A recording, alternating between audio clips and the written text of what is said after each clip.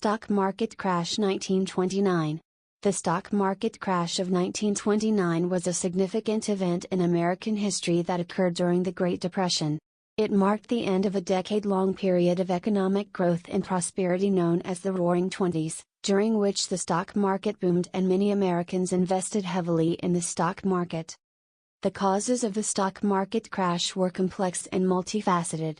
One major factor was the excessive speculation in the stock market, as many investors bought stocks on margin, meaning they borrowed money to invest in stocks. This led to a buildup of debt and a market bubble that was bound to burst eventually. Another factor was the unequal distribution of wealth in the United States, as many Americans were left behind by the economic boom of the 1920s and struggled to make ends meet. This created a fragile economic situation where a significant shock to the system could cause a widespread collapse. The actual trigger for the crash came on October 24, 1929, also known as Black Thursday, when investors began to panic and sell their stocks in large numbers. This triggered a chain reaction of selling that continued for several days, culminating in the stock market crash on October 29, 1929, known as Black Tuesday. The stock market crash had far-reaching effects on the U.S. economy and the world at large, as it led to widespread unemployment, bankruptcies, and economic hardship. It also marked the beginning of a decade-long period of economic depression that had significant social, political, and cultural consequences. The stock market crash of 1929 had many significant consequences for the U.S. economy and society, as well as for the world at large. Here are some of the major effects.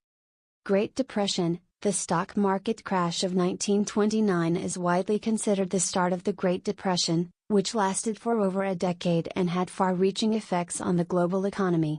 The Great Depression was characterized by high unemployment, poverty, and widespread economic hardship.